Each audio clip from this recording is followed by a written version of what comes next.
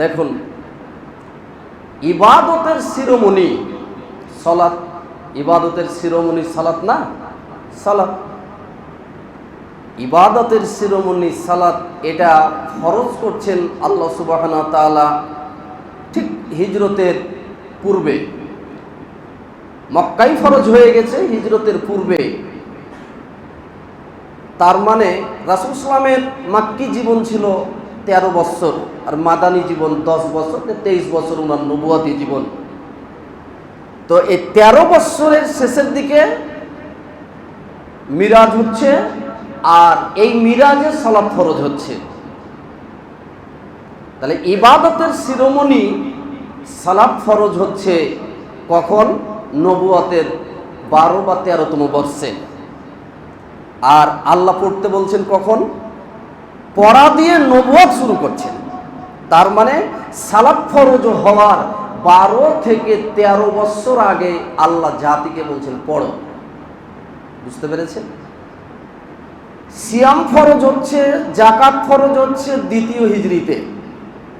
তার মানে জাতিকে আল্লাহ সিয়াম, যাকাত এগুলি করা এবং দেওয়ার আরো 15 বছর আগে আল্লাহ বলছেন জাতিকে তোমরা পড়ো। হজ ফরজ হচ্ছে 9ম হিজরিতে। তার মানে হজ ফরজ হওয়ার 22 বছর আগে আল্লাহ জাতিকে বললেন পড়ো, আগে পড়ো।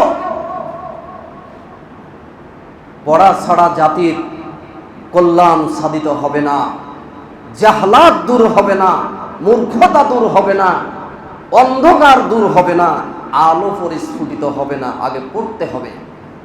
এই ঘুণে ধরা জাহেলি সমাজকে যদি পরিবর্তন করতে হয়, এটার মধ্যে বিপ্লব আনতে হয়, এই ঘুণে ধরা জাহেলি সমাজকে ভেঙ্গে চুরমার করে তদস্থলে আল্লাহর আলোকিত বাণীকে প্রতিষ্ঠিত করতে হয়, তাহলে শিক্ষার বিকল্প কিছু নেই। এই জন্য আল্লাহ রাব্বুল আলামিন ওই জাহিলিয়াত, যেই যুগটাকে বলা হতো ইয়ামে জাহিলিয়াত, বর্বরতার যুগ, সেই জাহিলিয়াতকে দূর করার জন্য সর্বপ্রথম সালাতের বিধান দিলেন না, যাকাতের বিধান দিলেন না, হজের বিধান দিলেন না, অন্যান্য কোনো বিধান দিলেন না, পর্দার বিধান দিলেন না। সর্বপ্রথম বিধান দিলেন জাতি তোমরা আগে শিক্ষিত হও, আগে পড়ো, আগে পড়ো। কারণ পড়া ছাড়া তো কোনো ইবাদত।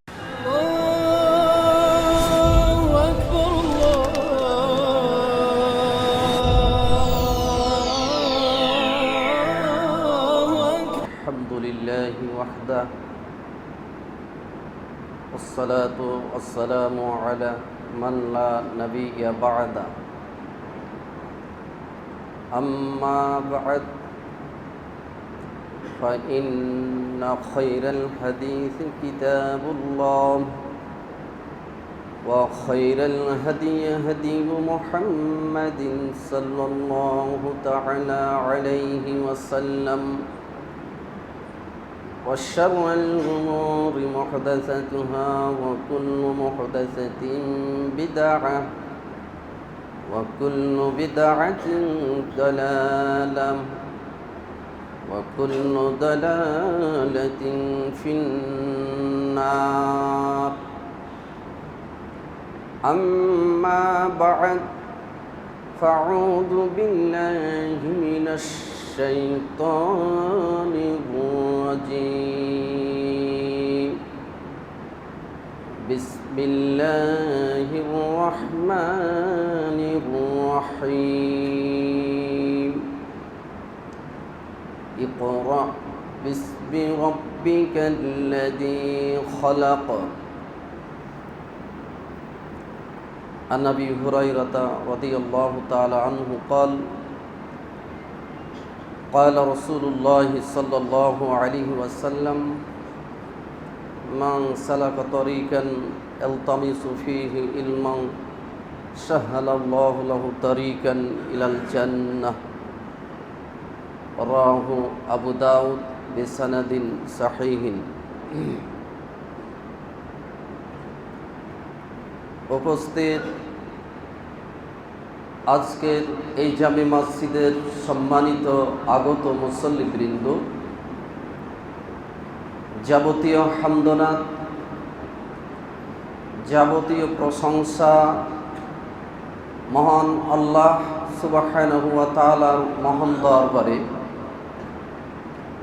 যে আল্লাহ রব্বুল আলামিন অত্যন্ত দয়া করে মায়া করে সর্বোত্তম জাতি করে সর্বোত্তম বিবেক বুদ্ধি ও শিক্ষা দিয়ে আমাদেরকে এই পৃথিবীতে প্রেরণ করেছেন। সেই মহান আল্লাহর সাথে আমরা শুকরিয়া জ্ঞাপন করছি আলহামদুলিল্লাহ। শত সহস্র কোটি দরুদ এবং শান্তির ধারা বর্ষিত হোক আমাদের শেষ নবী সৈয়দুল মুরসালিন খাতামুন নবীন নবী মুহাম্মদুর রাসূলুল্লাহ সাল্লাল্লাহু আলাইহি ওয়াসাল্লামের উপর। আল্লাহুম্মা সাল্লি আলাইহি, আল্লাহুম্মা বারিক আলাইহি, আল্লাহুম্মা আমিন। সম্মানিত মুসল্লিবৃন্দ, আজকের আমার জুমার খুতবার সংক্ষিপ্ত বিষয় ইলম বা বিদ্যার গুরুত্ব ও ফজিলত। উল্লেখিত বিষয়ের উপর এক গুরুত্বপূর্ণ তথ্যবহুল আলোচনা পেশ করার চেষ্টা করব ইনশাআল্লাহ। ওয়া মা তাওফীকি ইল্লা বিল্লাহ। সম্মানিত মুসল্লিবৃন্দ, আলোচনা শুরু করার পূর্বে আপনাদের দৃষ্টি আকর্ষণ করছি এই মর্মে যে আপনারা প্রত্যেকটা কাতার পূর্ণ করে ভদ্রতা সহকারে সুন্দরভাবে বসে পড়ুন। ভিতরে যা মুসল্লির সংকুলন হওয়ার সেটুকুই হবে। এরপরে যা আপনারা বেশি হবেন বাইরে নিচে জায়গা করা হয়েছে, সেখানে আপনার নিজ নিজ জায়গায় বসে সালাত আদায় করবেন। সম্মানিত মুসল্লিবৃন্দ, বলছিলাম আলোচনা করব আজকে শিক্ষা নিয়ে।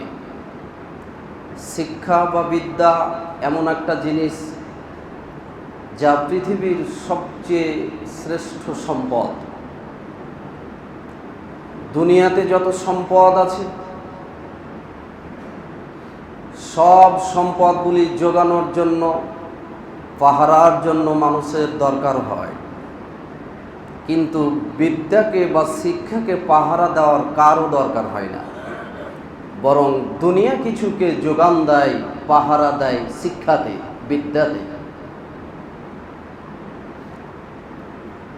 এই জন্য সরকারিভাবে একটি কথা চালু আছে, সুশিক্ষা জাতির মেরুদণ্ড। মেরুদণ্ডবিহীন কোনো প্রাণী যেমন সোজা হয়ে দাঁড়াতে পারে না, নিজের অস্তিত্ব টিকিয়ে রাখতে পারে না, ঠিক তেমনি শিক্ষাবিহীন, সুশিক্ষাবিহীন কোনো ব্যক্তি, পরিবার, দেশ, জাতি, সমাজ বিশ্ব দরবারে নিজেকে প্রতিষ্ঠিত করতে পারে না। তাই তো প্রত্যেকটি দেশ তার ধারাবাহিকতায় আমাদের দেশেও শিক্ষা খাতে শিক্ষার বিপ্লবের জন্য, শিক্ষার পরিবর্তন সাধনের জন্য যে প্রচেষ্টাটা চালানো হয়, যে অর্থ খরচ করা হয়, অন্য কোনো খাতে এত প্রচেষ্টা, এত অর্থ খরচ করা হয় না। যদিচ সুনির্দিষ্ট কিছু পরিকল্পনার অভাবে আমরা এই শিক্ষার পিছে এত সময়, এত শ্রম, এত অর্থ ব্যয় করেও অভীষ্ট লক্ষ্যে আমরা পৌঁছতে পারছি না, ব্যর্থ হচ্ছি। এটা আমাদের সুপরিকল্পিত, সুচিন্তার অনেক ঘাটতি রয়েছে। যদ্দরুন শিক্ষা পৃথিবীতে সবচেয়ে শ্রেষ্ঠ সম্পদ, এই কথাটি আল্লাহ সুবহানাহু ওয়া তাআলার চেয়ে ভালো কে বুঝেন? তাই তো আল্লাহ সুবহানাহু ওয়া তাআলা এই পৃথিবীতে আসমান থেকে মানুষকে পরিচালনার জন্য যে ওয়াহী করছেন, যে প্রত্যাদেশ প্রেরণ করছেন, সব ওয়াহীর প্রথম ওয়াহী ছিল জগতের মানুষ তোমরা পড়ো, তোমরা শিক্ষিত হও, শিক্ষা অর্জন করো। সঙ্গত কারণে আমিও আজকে আপনাদের সম্মুখে নতুন জায়গায় নতুন বক্তব্যে এই বিষয়টাই নির্ধারণ করেছি, এই মর্মে যে আল্লাহ যেমন সর্বপ্রথম গোটা বিশ্বকে পড়তে বলছেন, আমিও আপনাদেরকে সুশিক্ষিত হতে বলছি। আল্লাহ রাব্বুল আলামিন আমার নবী মুহাম্মদ সাল্লাল্লাহু আলাইহি ওয়াসাল্লামের বয়স যখন 40 বছর, তখন তিনি নবুয়ত পেলেন। তার উপরে ওহী কোরআনের আয়াত নাজিলের মাধ্যম দিয়ে। আপনারা জানেন সর্বপ্রথম ওনার উপরে কুরআনুল কারীমের এই 30 পারা 114টি সূরা থেকে সর্বপ্রথম যে আয়াতগুলি নাজিল হয়েছিল সেটা ছিল সূরা আলাকের প্রথম 5টি আয়াত। এই প্রথম 5টির আয়াত আবার প্রথম আয়াতের আবার প্রথম শব্দটি হলো ইকরা, পড়ো। চিন্তা করেছেন? আল্লাহ বলছেন ইকরা, হে মুহাম্মদ সাল্লাল্লাহু আলাইহি ওয়াসাল্লাম আপনি পড়ুন, বিসমি রাব্বিকাল্লাযী খলাক, আপনার প্রভুর নামে যিনি সৃষ্টি করেছেন। উল্লেখিত আয়াতে মূলত দুটা দিক আমরা লক্ষ্য করি। তার একটা দিক হলো আল্লাহ প্রথমে বলছেন পড়ুন, পড়তে হবে। একটু যদি অন্যান্য ইবাদতের সাথে পড়া নামক ইবাদতটার ডিফারেন্স দেখিয়ে দিই, বিশ্লেষণটা দেখিয়ে দিই, তাহলে আমরা খুব সহজেই বুঝতে পারবো যে পড়ার উপর আল্লাহর গুরুত্ব কত বেশি, আর আমরা পড়ার ব্যাপারে কত গুরুত্বহীনভাবে সমাজে চলাফেরা করি। দেখুন, ইবাদতের শিরোমণি সালাত, ইবাদতের শিরোমণি সালাত না? সালাত, ইবাদতের শিরোমণি সালাত, এটা ফরজ করছেন আল্লাহ সুবহানাহু ওয়া তাআলা ঠিক হিজরতের পূর্বে। মক্কায় ফরজ হয়ে গেছে হিজরতের পূর্বে। তার মানে রাসূল সাল্লামের মাক্কি জীবন ছিল 13 বছর, আর মাদানী জীবন 10 বছর, 23 বছর ওনার নবুয়তি জীবন। তো এই 13 বছরের শেষের দিকে মিরাজ হচ্ছে, আর এই মিরাজে সালাত ফরজ হচ্ছে। তাহলে ইবাদতের শিরোমণি সালাত ফরজ হচ্ছে কখন? নবুয়তের 12 বা 13তম বর্ষে। আর আল্লাহ পড়তে বলছেন কখন? পড়া দিয়ে নবুয়ত শুরু করছেন। তার মানে সালাত ফরজ হওয়ার 12 থেকে 13 বছর আগে আল্লাহ জাতিকে বলছেন পড়ো। বুঝতে পেরেছেন? সিয়াম ফরজ হচ্ছে, যাকাত ফরজ হচ্ছে 2য় হিজরিতে।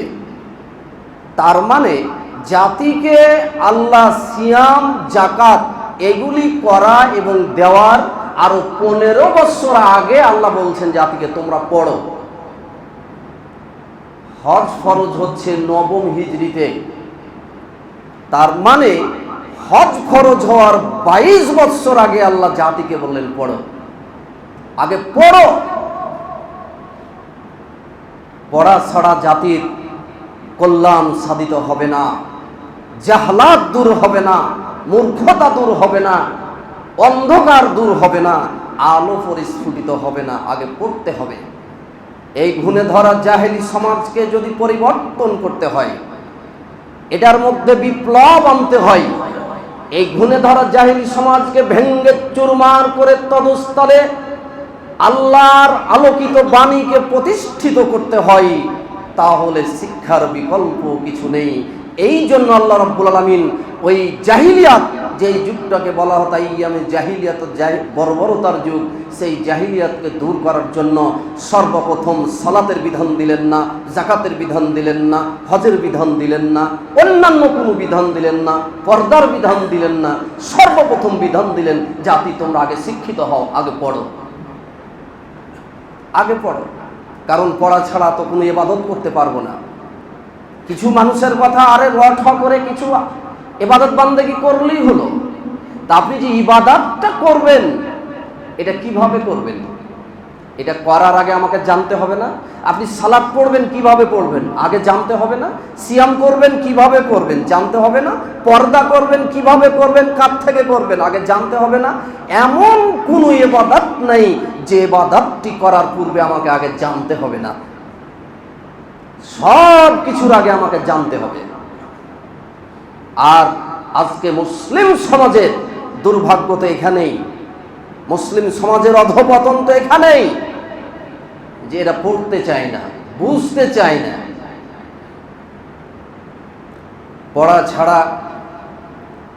পড়া ছাড়া আমরা নেকি করতে পারবো না। কোন কাজটা করলে কত নেকি পাওয়া যায় যদি না পড়ে নেকি ঠিকভাবে করতে পারবো? ওযু ঠিকভাবে করতে পারবো? করতে পারবো না। সুন্দরভাবে ওযু করলে আল্লাহ রাসূল সাল্লাল্লাহু আলাইহি ওয়াসাল্লাম বলছেন, মান তাওয়াদ্দা ফাহসানাল ওযু খরাজাত খাতায়াহু মিন জাসাদিহি হাত্তা তাখরুজা মিন তাহতি আযফারিহি।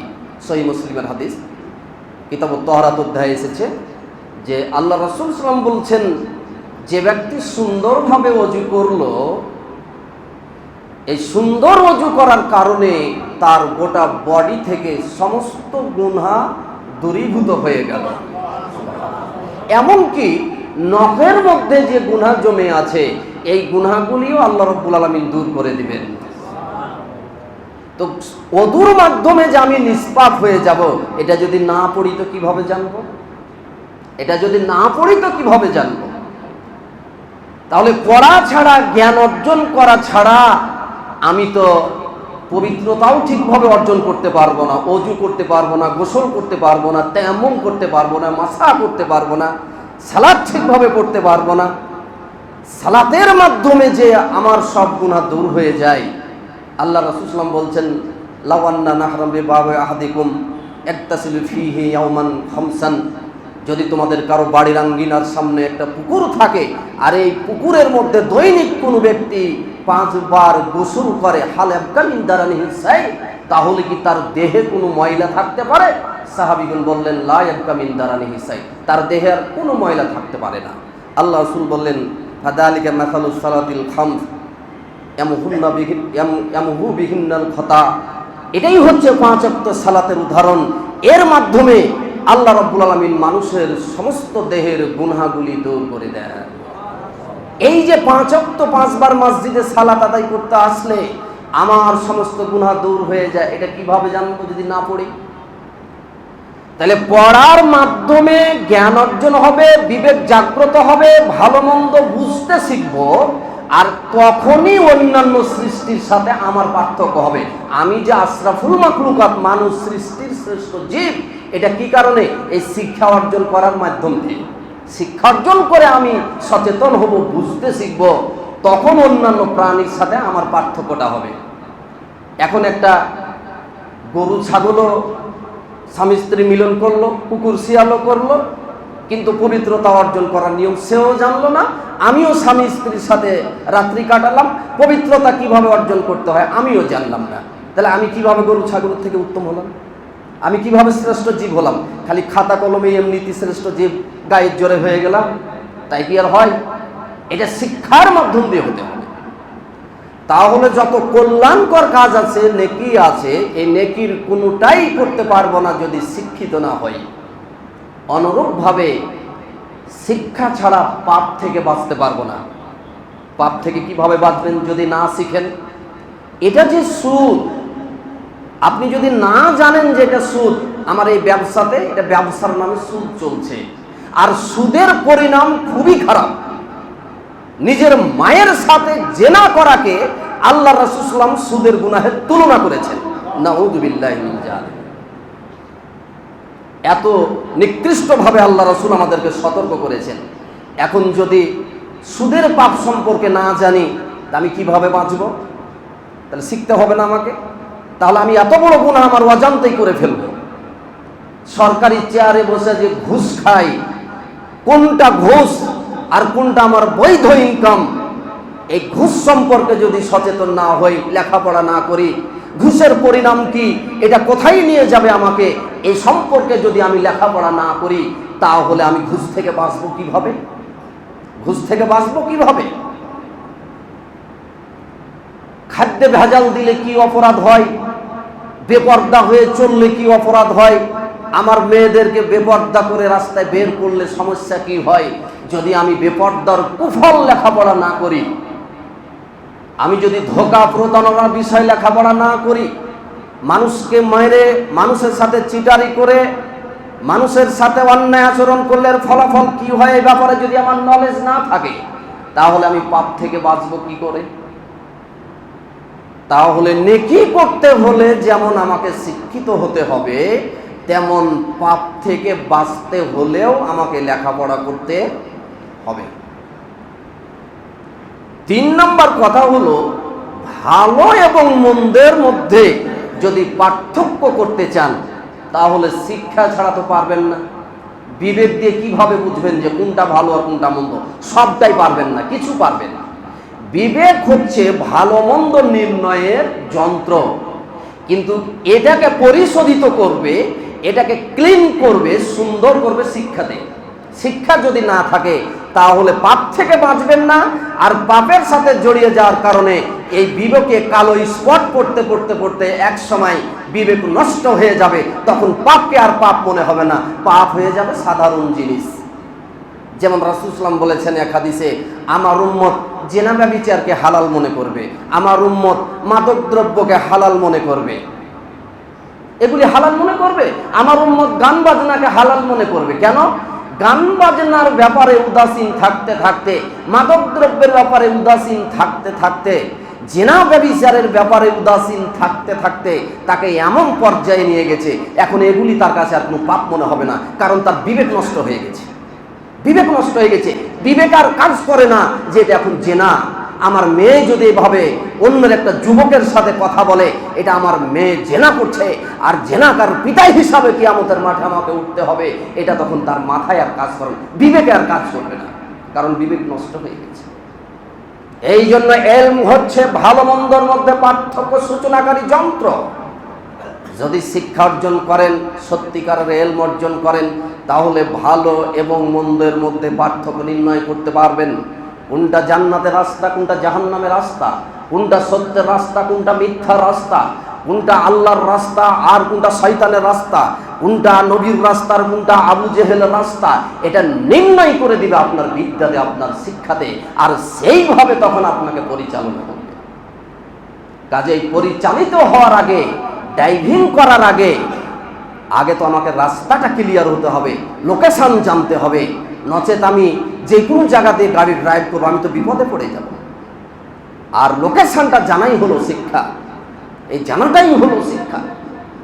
এই জন্য আপনি নেকি করতে চান, জানতে হবে, পড়তে হবে, পড়া ছাড়া বিকল্প নাই। পাপ থেকে বাঁচতে চান, পড়তে হবে, পড়া ছাড়া বিকল্প নাই। ভালো মন্দের মধ্যে পার্থক্য সূচনা করতে হলে আপনাকে লেখাপড়া করতে হবে, দ্বীনি জ্ঞান অর্জন করতে হবে। শিক্ষা ছাড়া কোনো বিকল্প পদ্ধতি নেই। আমাদের মানসিকতা, আমরা একটা ইমাম নিয়োগ দিয়েছি, 7 দিন অন্তর একদিন তিনি খুতবা দিবেন, আমরা যে খুতবা শুনে চলে আসবো, মাশাআল্লাহ, ওখানে কিছু শুনে নিলাম, শিখে নিলাম, আমাদের লেখাপড়া শেষ। একজন ইমাম রেখে দিয়েছি, কিছু মুঠি দিয়ে পকেট থেকে টাকা দিই, ইমাম 5টা কথা বলবে, এটা ঠিক এটা বেঠিক, বাস মনে হলে আমরা শুনবো, না হয় না শুনবো। আমরা দুনিয়াদারি করতেছি, দুনিয়ার লেখাপড়া করতেছি, বাস এটাই আমাদের জন্য জীবন চলার পথ। অত তো সোজা না। শুনুন, প্রত্যেককে ইমামতি করে খেতে হবে এমনটি কোনো কথা নয়, প্রত্যেককে খতিব হতে হবে এমন কোনো কথা নয়, প্রত্যেককে ডাক্তার হতে হবে এমন কোনো কথা নয়, প্রত্যেককে ইঞ্জিনিয়ার হতে হবে এমন কোনো কথা নয়। দুনিয়া করার জন্য, দুনিয়ার জীবন পরিচালনার জন্য আপনি একটা পেশা বেছে নিতে পারেন, তবে সবাইকেই ওটা করে খেতে হবে এর কোনো মানে নেই। তবে কুরআন সুন্নাহর শিক্ষা, এই বিদ্যা সব মানুষকে শিখতে হবে, এটাই হলো মূল কথা। ডাক্তারকে শিখতে হবে, মাস্টারকে শিখতে হবে, ইঞ্জিনিয়ারকে শিখতে হবে, হুজুরকে শিখতে হবে, মাস্টারকে শিখতে হবে, কুলিকে শিখতে হবে। আপনার মাঠে কাজ করে খায়, কামলা খেটে খায় তাদেরকেও শিখতে হবে। শিখতে সব মানুষকে হবে, আপনি এটা বলে পার পাবেন না ইমাম সাহেবরাই শিখুক, ওনারা যা বলবেন সেটাই আমরা করব, মন হয় করবো, না হয় করবো, বাস আমাদেরকে এখানে জ্ঞান অর্জন করা শেষ, আর দুনিয়াদারি করে আমরা খাবো, এটা বলে পার পাওয়া যাবে না। জ্ঞান অর্জন সবার জন্য জরুরি, কিন্তু আপনার পেশায় আমাকে নিয়োজিত হওয়া জরুরি নয়। তো আল্লাহ বলছেন ইকরা বিসমি রব্বিকাল্লাযী খালাক, হে মুহাম্মদ সাল্লাল্লাহু আলাইহি ওয়াসাল্লাম আপনি পড়ুন আপনার রবের নামে যিনি সৃষ্টি করেছেন। এ আয়াতের প্রথম অংশটুকুর একটু গুরুত্ব দেখালাম যে ইকরা পড়তে হবে, পড়া ছাড়া কোনো গতি নাই।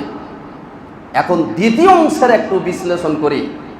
বিসমি রব্বিকাল্লাযী খালাক, পড়াটা হতে হবে কিসের নামে? প্রভুর নামে।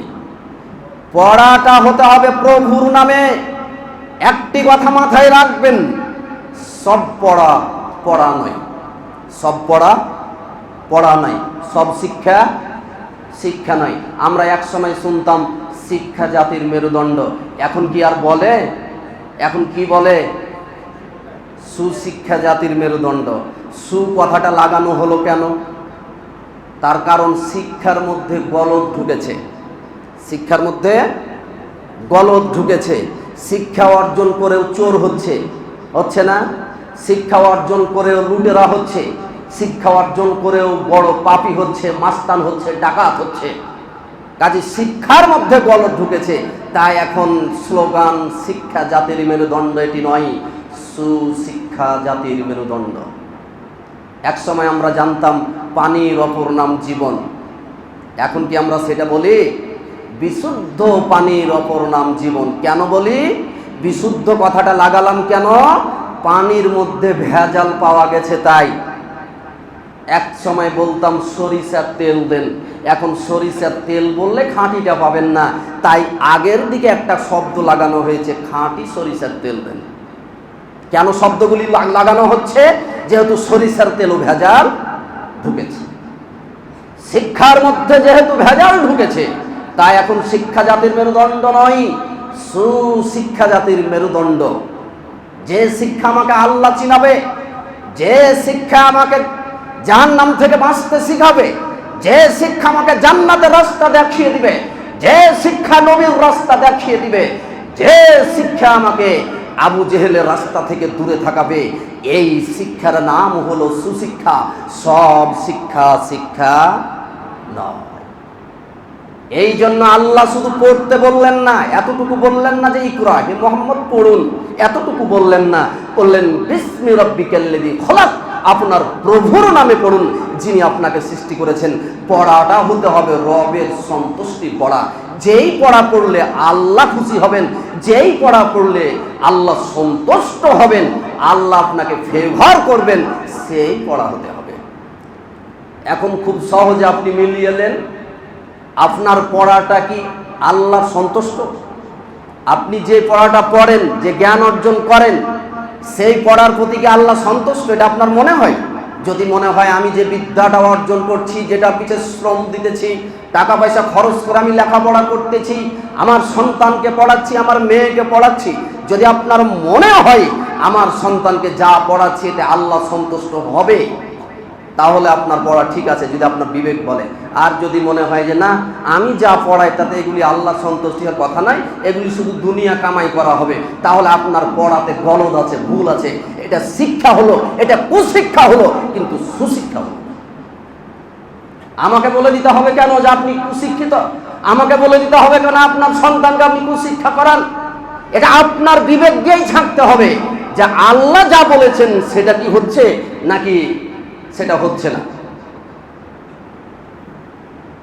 এই জন্য আমার শিক্ষায় আমাকে পথ বাতলে দিবে, কোনটা ভালো আর কোনটা মন্দ যদি এটা বাতলাতে না পারে, এই রাস্তা দেখাতে না পারে, আমার শিক্ষা জাহান্নাম বুঝাতে না পারে, জান্নাতের রাস্তা ধরাতে না পারে, আমার শিক্ষা যদি ইবলিসের রাস্তা থেকে বাঁচাতে না পারে, আমার শিক্ষা যদি এইভাবে পাপের রাস্তা থেকে বাঁচাতে না পারে, জানবেন যে আমার শিক্ষা শিক্ষা নয়। এই শিক্ষাতে গলদ আছে, এই শিক্ষাতে ভুল আছে। মুসলিম হিসাবে খুব শীঘ্রই এই শিক্ষা ব্যবস্থাকে, এই শিক্ষার নীতিকে, এই শিক্ষার রাস্তাকে চেঞ্জ করে, পরিবর্তন করে সেই শিক্ষা ব্যবস্থায় আসতে হবে, সেই শিক্ষা ব্যবস্থা চালু করতে হবে।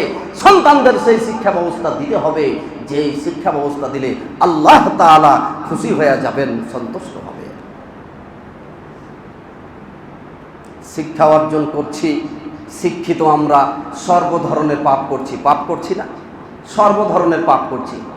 নিজেকে শিক্ষিত দাবি করি, ঘুষ খাই। শিক্ষিত দাবি করি, সুদ খাই। শিক্ষিত দাবি করি, চুরি করি। শিক্ষিত দাবি করি, ব্যভিচার করি, ধর্ষণ করি। নিজেকে শিক্ষিত দাবি করি, সিনেমার হল তৈরি করি। নিজেকে শিক্ষিত দাবি করি, অশ্লীল বেহায়াপনা সমাজে প্রসার ঘটাই। নিজেকে শিক্ষিত দাবি করি, মেয়েকে বেপর্দা করে স্কুলে পাঠাই। নিজেকে শিক্ষিত দাবি করি, বাড়িখানাতে যত অশ্লীল বেহায়াপনা জিনিসের ব্যবস্থা করে রাখি। নিজেকে শিক্ষিত দাবি করি, বিয়ের অনুষ্ঠান গান বাজনা ছাড়া আমার পরিচালনা হয় না। নিজেকে শিক্ষিত দাবি করি, আজ পর্যন্ত মুখের দাড়িটা রাখার পর্যন্ত ক্ষমতা হয়নি। নিজেকে শিক্ষিত দাবি করি, টাকনুর নিচে পোশাক চলে গেলে যে জাহান্নামে জ্বলবে এতটুকু জ্ঞান অর্জন করা হয়নি। অথচ বিদেশ থেকে পাস করে এসেছি, অথচ আমি ব্যারিস্টার, অথচ আমি ডাক্তার, অথচ আমি ইঞ্জিনিয়ার। আমি মনে করি আমার চেয়ে বড় শিক্ষিত কেউ নেই। আপনি মনে করতে পারেন এটা রাসূল সাল্লাল্লাহু আলাইহি ওয়াসাল্লাম বলেননি যে আপনি শিক্ষিত। আপনার শিক্ষা শিক্ষা নয়, আপনার শিক্ষা হলো কুশিক্ষা। যে শিক্ষা পাপ থেকে বাঁচাতে পারে না, যে শিক্ষা জাহিলিয়াত থেকে বাঁচাতে পারে না, এই শিক্ষা কোনোদিন শিক্ষা হয় না। এই শিক্ষা কোনোদিন শিক্ষা হয় না। শিক্ষা অর্জন করে এসে এখনো আপনি নিজেকে 5 ওয়াক্ত সালাত আদায়কারী বানাইতে পারেননি। আপনি মাস্টার ডিগ্রি পাস, 3 বার করে এমএ পাস করেছেন, 5 ওয়াক্ত সালাতটা আপনি পড়েন না, আপনার মেয়ে পড়ে না, ছেলে পড়ে না। আপনি নিজেকে কিসের শিক্ষিত মনে করেন? কিসের মনে করেন? এটা আপনার গায়ের জোরের কথা, এটা আপনার দুনিয়াদারি কথা, এটা আপনার ব্যক্তিগত কথা যে আপনি শিক্ষিত। আসলে আপনি শিক্ষিত নন। জনৈক এক ব্যক্তি রাসূল সাল্লাল্লাহু আলাইহি সাল্লামের কাছে এসে প্রশ্ন করলেন, হে আল্লাহ রাসূল সাল্লাল্লাহু আলাইহি সাল্লাম, মাতা সাত, কিয়ামত কখন হবে? আল্লাহ রাসূল বললেন, ইদা দুইয়াতিল আমানাত, যখন আমানতের খিয়ানত করা হবে তখন জানবা যে আর কিয়ামত বেশি দূরে নাই। সাহাবী আবার প্রশ্ন করলেন, হে রাসূল সাল্লাল্লাহু আলাইহি সাল্লাম, আমানতের খিয়ানত আবার কিভাবে করা হয়? আমানতের খিয়ানত আবার কিভাবে করা হয়? আল্লাহ রাসূল সাল্লাল্লাহু আলাইহি বললেন, ইদা বুসিদাল আমরু ইলা গায়রি আহলিহি, যখন আমানতের খিয়ানত হলো এটাই, যখন যোগ্যের আসনে অযোগ্যকে বসিয়ে দেওয়া হবে তখনই জানবা যে আমানতের খিয়ানত আর কিয়ামত বেশি দূরে নাই। এটাই কিয়ামতের একটি আলামত। যোগ্যের আসনে যাবে কে? যাবে অযোগ্য লোক। যোগ্যের আসনে যাবে অযোগ্য লোক। যোগ্যের আসনে অযোগ্য লোক যাবে। মসজিদের ইমাম হবে মূর্খ, শিরক বুঝবে না, বিদআত বুঝবে না, মানুষকে কুসংস্কারের মধ্যে, শিরকের মধ্যে ঠেলে দিবে। আপনার মাদ্রাসার প্রিন্সিপাল হবে অযোগ্য, মাদ্রাসার সুপার হবে অযোগ্য, স্কুলের হেডমাস্টার হবে অযোগ্য, বিশ্ববিদ্যালয়ের চ্যান্সেলর হবে অযোগ্য। যত যোগ্যের জায়গা আছে সব অযোগ্য লোকেরা জায়গা দখল করবে। এরা পাপ কি নাকি কি বুঝবে না, কোনটা আল্লাহ রাস্তা কোনটা নবী রাস্তা বুঝবে না, কোনটা শয়তানের রাস্তা বুঝে হলে রাস্তা বুঝবে না। অযোগ্য লোকগুলি সব যোগ্যের জায়গায় আসন দখল করে বসে থাকবে। অযোগ্য লোক হবে চেয়ারম্যান, অযোগ্য লোক হবে মেম্বার, অযোগ্য লোক হবে এমপি, অযোগ্য লোক হবে মন্ত্রী, অযোগ্য লোক হবে প্রধানমন্ত্রী, অযোগ্য লোক হবে প্রেসিডেন্ট। সব জায়গাতে অযোগ্য লোকের দাপট চলবে, অযোগ্য লোকের বাহাদুরি চলবে। তুমি তখনই জানবা যে কিয়ামত আর বেশি দূরে নয়। এটা কি আমার কথা বললাম? এটা সহিহ বুখারীর হাদিস, রাসূলের হাদিস বললাম। ইদা উসিদাল আমরু ইলা গায়রি আহলিহি, যখন অযোগ্য লোক যোগ্যের আসনে বসে যাবে তখন জানবা ফান্তাজির সাত, কিয়ামতের জন্য তখন অপেক্ষা করো, আর কিয়ামত বেশি দূরে নয়। সুতরাং সব জায়গায় সুশিক্ষিত লোক হবে বর্জিত, সব জায়গায় সুশিক্ষিত লোক হবে অপমানিত। সুশিক্ষিত লোক কষ্টের মধ্যে সময় কাটাবে, সুশিক্ষিত লোকের ওপরে নির্যাতন আসবে। আর কুশিক্ষিত লোক যেগুলি সেগুলি দাপট দেখাবে, সেগুলি বাহাদুরি করবে। এটাই রাসূল সাল্লাল্লাহু আলাইহি ওয়াসাল্লাম। আল্লাহ রাসূল সাল্লাম অন্য আরেকটি হাদিসে এভাবে বলেছেন, ইয়াতি সানাতুন খাদাওয়াতুন, শীঘ্রই এমন একটি জামানা চলে আসবে যখন ওই জামানা, ওই যুগটা প্রতারণাতে পরিপূর্ণ হবে, ধোঁকায় পরিপূর্ণ হবে। ধোঁকা দিয়ে প্রতারণা করে সার্টিফিকেট এনে মাস্টার হয়েছে, ধোঁকা করে প্রতারণা করে ডাক্তার হয়েছে, ধোঁকাবাজি করে ইঞ্জিনিয়ার হয়েছে। রাস্তাঘাট তৈরি করতে হবে কি দিয়ে ভালো করে জানে না, ও শিক্ষিত নয়, লেখাপড়া করেনি। ধোঁকা দিয়ে পুলিশ হয়েছে, ধোঁকা দিয়ে আপনার ম্যাজিস্ট্রেট হয়েছে। এখন কত উদাহরণ দিবেন, প্রত্যেকটা ডিপার্টমেন্টে ধোঁকা পাওয়া যাচ্ছে না, খবরে আসছে না। ভুয়া ম্যাজিস্ট্রেট, ভুয়া পুলিশ, ভুয়া ওসি, ভুয়া ডাক্তার, ভুয়া ইঞ্জিনিয়ার পাওয়া যাচ্ছে না খবর। আল্লাহ রাসূল এটাই বলেছেন, এমন একটি জামানা চলে আসবে যখন ধোঁকাটা হবে পরিপূর্ণ, প্রতারণাই হবে পরিপূর্ণ। ইউকাদ্দিবু ফিয়া সাদিক ওয়া ইউসাদ্দিকু ফিয়াল কাযিব। ওই যুগে যারা মিথ্যাবাদী তাকে বলা হবে সত্যবাদী, সত্যবাদীকে বলা হবে মিথ্যাবাদী, আমানতদারকে বলা হবে খেয়ানতকারী, খেয়ানতকারীকে বলা হবে আমানতদার।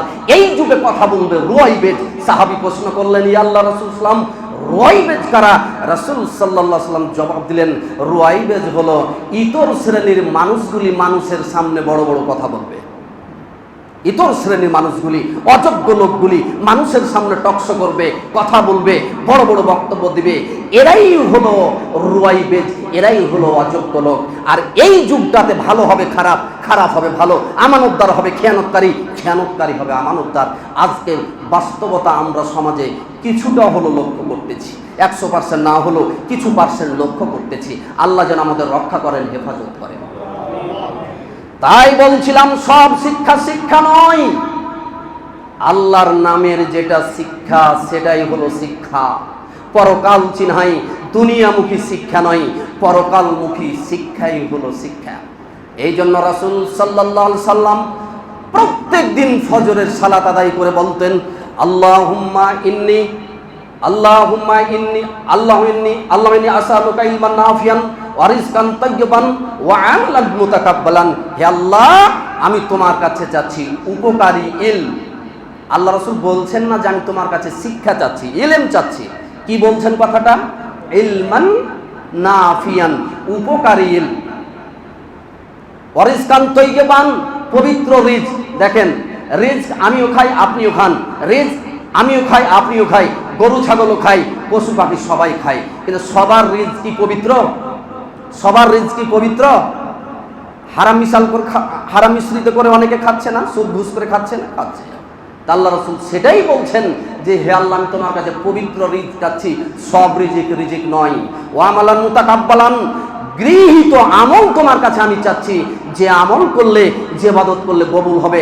আমল, সব আমল আমল নয়, আমল করলে গৃহীত হবে এমন কিছু নয়। আমলে যদি বিদআত থাকে, আমলে যদি শিরক থাকে, আমলে যদি লোক দেখানো থাকে, এই আমল আল্লাহর দরবারে কবুল হবে না। আমল হতে হবে বিদআত শিরক মুক্ত আমল, তাহলে কবুল হবে। তাই রাসূল বলছেন, হে আল্লাহ, প্রত্যেক দিন ফজরের সালাত পড়ে বলতেন, আমি তোমার কাছে এমন ইলম চাচ্ছি যে ইলমটা হবে উপকারী ইলম। আল্লাহুম্মা ইন্নী আউযু বিকা মিন ইলমিন লা ইয়ানফাউ।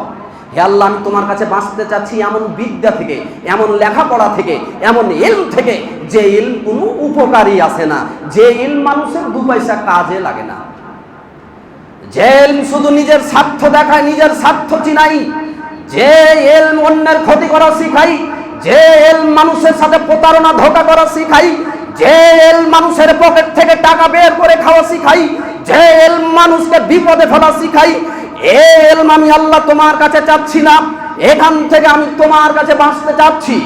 এই কথা নবী মুহাম্মদ সাল্লাল্লাহু আলাইহি সাল্লাম নিয়মিত আল্লাহর কাছে বলতেন। অতএব বিদ্যা শুধু বিদ্যা নয়, বিদ্যা হতে হবে উপকারী বিদ্যা।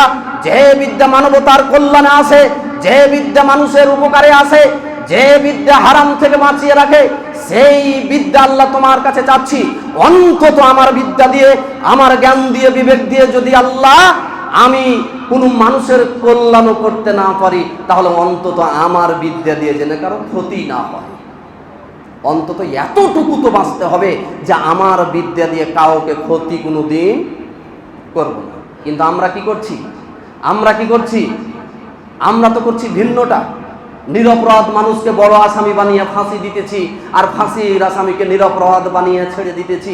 কি ভালো মানুষের ক্ষতি করে দিলাম না? আমাদের ক্ষতি করে দিলাম। অনেক ক্ষেত্রে এমনটি প্রমাণিত হচ্ছে।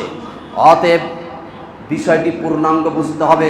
শুধু পড়ালেখা করে নিজেকে প্রতিষ্ঠিত করেছি, নিজের পায়ে দাঁড়িয়ে গেছি, আলোকিত জীবন লাভ করেছি, এতটুকু কথা বললে হবে না। আমার বিদ্যাটাকে মাপতে হবে। আমার বিদ্যা কি সত্যিকার অর্থে বিদ্যা, আল্লাহকে খুশি করা বিদ্যা? যদি হয় তো ঠিক আছে, না হলে পরিবর্তন করতে হবে, চেঞ্জ করতে হবে।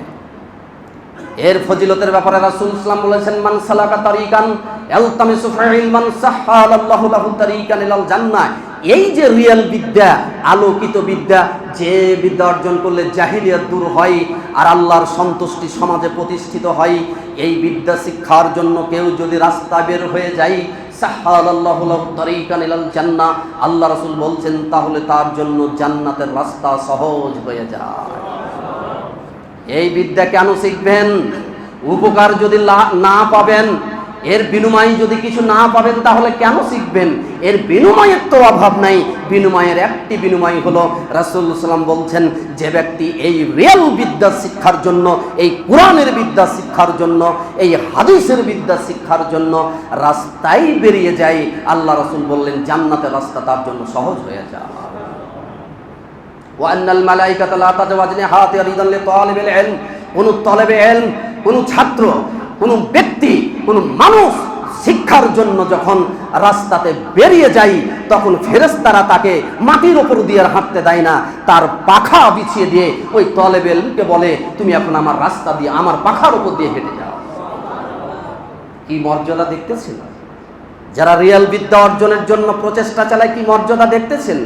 আল্লাহ রাসূল বলতেছেন, আবু দাউদের হাদিস, এগুলি অনুবাদ করছি, একটি কথাও ব্যক্তিগত ইনশাআল্লাহ বলবো না। ইন্নাল আলিমা লা ইস্তাগফিরু লাহু মান ফিস সামাওয়াতি ওয়া মান ফিল আরদ হাত্তা হিতানা ফি জাওফিল মা। আল্লাহর নবী বলছেন, নিশ্চয়ই কোন আলেম যিনি সত্যিকারের শিক্ষিত, সেই আলেমের জন্য আসমানের মধ্যে আর জমিনের মধ্যে যত কিছু আছে, এই ফ্যানটা বলে আলেমের জন্য ক্ষমা, আল্লাহ তুমি তাকে ক্ষমা করো। লাইটটা বলে ক্ষমা করো, আসমান বলে ক্ষমা করো, জমিন বলে ক্ষমা করো, মসজিদ বলে ক্ষমা করো, লাঠি বলে ক্ষমা করো, সব জিনিস বলে আল্লাহ তুমি তাকে ক্ষমা করে দাও। কার জন্য?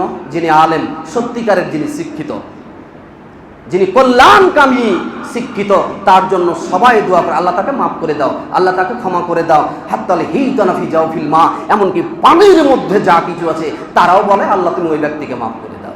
হাত্তা নামলাতে ফি জুহুরিহা, এমনকি অন্য বর্ণনাতে এসেছে, আপনার খালের মধ্যে, খাদের মধ্যে যে পিপিলিকা থাকে, পিঁপড়া থাকে, এই পিঁপড়াগুলিও দোয়া করে, আল্লাহ এই আলেমটাকে তুমি মাফ করে দাও, ক্ষমা করে দাও। এই শিক্ষা অর্জন করবেন না তো কি করবেন? শুধু আপনার মোড়ে বসে বসে আপনারা ওই তর্ক বিতর্ক করে সময় নষ্ট করে দেবেন। শুধু এটা ভালো, ওটা ঠিক, ওটা ঠিক আর এটা ঠিক, শুধু ঝগড়া, বিবাদ, তর্ক বিতর্ক। বাড়িতে একটা বুখারী কিতাব নাই, মুসলিমের কিতাব নাই। এখন বুখারী বাংলায় অনুবাদ হয়েছে, মুসলিম বাংলায় অনুবাদ হয়েছে, তিরমিজি বাংলায় অনুবাদ হয়েছে, আবু দাউদ বাংলায় অনুবাদ হয়েছে, বিভিন্ন প্রেস থেকে কোরআন অনুবাদ করে ছাপানো হয়েছে। আপনি বাংলা পড়তে জানেন, ইংরেজি পড়তে জানেন, সব পড়তে জানেন, আরবি পড়তে জানলেন না, এটা আফসোস। তারপরও আফসোসের কিছু থাকবে না, এখন যেহেতু বাংলা অনুবাদ হয়েছে, আপনি বাংলায় বইগুলো কিতাব বাড়িতে এনে, রিয়াদুস সালেহিনের মতো একটি কিতাব এনে বাড়িতে পড়লেন না, তাহলে পড়লেন না তো কিভাবে আপনি কল্যাণকামী হবেন? কিভাবে কল্যাণকামী হবেন? এই জন্য পড়ার এখন রাস্তা পাওয়া গেছে। আমি জানতাম না, বুঝতাম না, এই কথা বলে আর পার পাবেন না। অতএব বাড়ি থেকে, বাজার থেকে শীঘ্রই আপনারা এই সব হাদিসের কিতাবগুলি নিয়ে বাড়িতে রাখুন, পড়ুন, জ্ঞান অর্জন করুন। বাড়ি থেকে বেরিয়ে যে আপনি বইটা কিনতে আসবেন, এই বইটা যতক্ষণ কিনতে আসলেন আর বাড়ি গেলেন, ফেরেশতা আপনার পায়ের নিচে পাখা বিছিয়ে দিয়েছে। এই অবস্থায় যদি আপনার মরণ হয়, আপনি জান্নাতে যাবেন। সুবহানাল্লাহ। ইলমের কি ফজিলত! ওযুর ব্যাপারে, ওযু শিক্ষার জন্য বাড়ি থেকে বের হয়েছেন, যে আমি আজকে জামিয়া মাদ্রাসা যে মুহতামিমের কাছে জানতে চাইব ওযু, সুন্দর ওযু কিভাবে করতে হয়। এই রাস্তায় আসা যাওয়ার পথে যদি আপনার মারা হয়, আপনি জান্নাতে যাবেন। সুবহানাল্লাহ। দ্বীন ইলমের মর্যাদা, এটা শিখুন। আমি বলিনি ইংরেজি শিখবেন না, আমি বলিনি অর্থনীতি শিখবেন না, আমি বলিনি দর্শন শিখবেন না, আমি বলিনি ইতিহাস শিখবেন না, আমি বলিনি ভূগোল শিখবেন না, আমি বলিনি কেমিস্ট্রি শিখবেন না, আমি বলিনি ফিজিক্স শিখবেন না, আমি বলিনি জুলজি শিখবেন না। আমি এসব বিদ্যাকে না করিনি, তবে বলেছি এসব বিদ্যা শিখে যদি কোরআন হাদিসের বিরুদ্ধে আপনি চলে যান, তাহলে আপনার এই বিদ্যার কোনো মূল্য নাই। কি ভূগোলের কথা কোরআনে আছে না? ইতিহাসের কথা কোরআনে আছে না? দর্শনের কথা কোরআনে আছে না? কেমিস্ট্রি, ফিজিক্স, ম্যাথ এগুলি কোরআনে আছে না? সব বিদ্যা কোরআনে আছে। তবে এই বিদ্যাটাকে কোরআন দিয়ে মাপতে হবে। আপনার অর্জিত বিদ্যা যদি কোরআনের বিরুদ্ধে যায়, পরিত্যাগ করতে হবে। অর্জিত বিদ্যা যদি কোরআনের সাথে মিলে, তাহলে বহাল রাখতে হবে। কোরআনের আলো দিয়ে আপনার সমস্ত বিদ্যাকে মাপতে হবে যে আমার কোরআনের মাপে ঠিক আছে না নাই। অতএব ইলমের এই ফজিলতগুলি বুঝতে হবে। ফাদলুল আলিম আলাল আবিদ কা ফাদলুল কামার আলা সাইরিল কাওয়াকিবে। আলেমের মর্যাদা, একটা চন্দ্রের মর্যাদা যেমন সব তারকার উপরে, একটা আলেমের মর্যাদা গোটা জগতের মানুষের উপরে। সমস্ত তারকাকে ম্লান করে দেয় না একটা পূর্ণিমার চাঁদ? পূর্ণিমার চাঁদ হলো একজন আলেম, সত্যিকারের আলেম। ইনি হচ্ছেন পূর্ণিমার চাঁদ। সব তারকাকে উনি ম্লান করে দিবেন। যেমন চাঁদ, তেমনি একজন আলেম সমস্ত মানুষের উপরে প্রাধান্য বিস্তার করবেন, সমস্ত মানুষের উপরে এই মর্যাদা লাভ করবেন মর্মে রাসূলুল্লাহ সাল্লাল্লাহু আলাইহি ওয়াসাল্লাম বলেছেন। শুধু তাই নয়, যারা আজকে পড়ার সুযোগ পান না, চলে গেলেন, আপনার ছেলে আছে, মেয়ে আছে, আপনি তাদেরকে সুশিক্ষিত করে যান। হাদিসের মধ্যে আছে যে মাতাল ইনসান ইনকাতা আনহু আমালুহু, মানুষ যখন মারা যায় আমলের দরজা বন্ধ হয়ে যায়। ইল্লা মিন সালাসাতিন ইল্লা মিন সাদাকাতিন জারিয়া, তিনটি আমল বহাল থাকে। এক হলো সাদকায়ে জারিয়া, দুই হলো আও ইনতাফা বিহি আও ইলমিন ইনতাফা বিহি আও ওয়ালাদিন সালিহিন ইয়াদুলাহু। এমন ইলমের কারখানা করে যান যে ইলমের কারখানা আপনার কবরেও নেকি পৌঁছতে থাকবে। মাদ্রাসা করে যান, মসজিদ করে যান, কোরআন দান করে যান, হাদিসের কিতাব দান করে যান, যেইগুলির মাধ্যমে যুগে যুগে মানুষ শিক্ষিত হবে, শিক্ষা লাভ করবে, তাহলে কবরের মধ্য থেকেও আপনি সে নেকি পেতে থাকবেন। আউওয়ালাদিন সালিহিন ইয়াদুলাহু, সৎ সন্তান তৈরি করে যান, সত্যিকারের শিক্ষা সন্তানকে দিয়ে যান, ছেলেকে দিয়ে যান, মেয়েকে দিয়ে যান। এই সন্তান আপনার জীবনের জন্য পরীক্ষা। এই সন্তান পরীক্ষা মানে এই সন্তানের কারণে আপনি জাহান্নামী হতে পারেন, এই সন্তানের কারণে আপনি জান্নাতি হতে পারেন। অতএব সৎ সন্তান যদি তৈরি করে যেতে পারেন, এত উলাহু সেই যদি আপনার জন্য দোয়া করে রব্বির হামহুমা কামা রব্বায়ানি সগীরা, তাহলে আল্লাহ রাব্বুল আলামিন সেই সন্তানের দোয়া কবুল করে আপনার তার নেকির একটা অংশ আপনার কবরে আল্লাহ পৌঁছে দেবেন। অতএব সন্তান মানুষ করুন, প্রতিষ্ঠান তৈরি করুন, দিনী প্রতিষ্ঠানকে সহযোগিতা করুন, বাড়িতে বই কিতাব লিখে লেখাপড়া করুন, নিজের বিবেককে জাগ্রত করুন, নিজেকে পরিবর্তন করুন, সামাজিক জাহেলিয়াত থেকে বাঁচুন, পাপকে চিনতে শিখুন, নেকি করতে শিখুন, আল্লাহর সন্তুষ্টি অর্জন করতে শিখুন। আল্লাহ যেন আমাদের বুঝার শোনার তৌফিক দান করেন। আর আজকে এই যে মাদ্রাসা, কত সুন্দর একটা ইলমের কারখানার ব্যবস্থা হয়েছে না? ইলমের একটা কারখানা, ফারেক মাদ্রাসা, দাওরা মাদ্রাসা। এই মাদ্রাসার প্রতি যত্ন রাখবেন, খেয়াল রাখবেন। এই মাদ্রাসাটিকে অর্থকড়ি দিয়ে, টাকা পয়সা দিয়ে সহযোগিতা করে তিন করে অনেক দূরে এগিয়ে নিয়ে যাবেন। আপনাদের সন্তানদেরকে এখানে ভর্তি করাবেন, এখানে লেখাপড়া করাবেন, এখানে লেখাপড়া করিয়ে সত্যিকারের সন্তান হিসেবে মানুষ করবেন।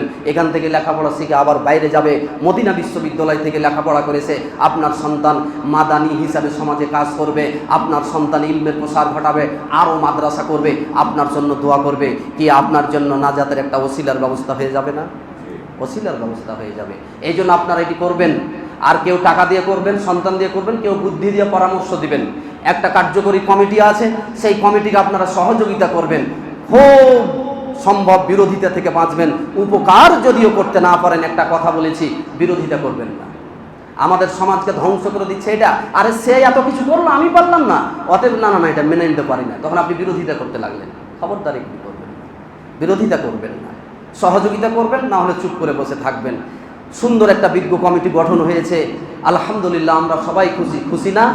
এর মাধ্যম দিয়ে মাদ্রাসায় গিয়ে যাক, মসজিদে গিয়ে যাক, আল্লাহ আমাদের কবুল করুন। আল্লাহুম্মা আমিন ওয়া আখিরু দাওয়ানা আলহামদুলিল্লাহ।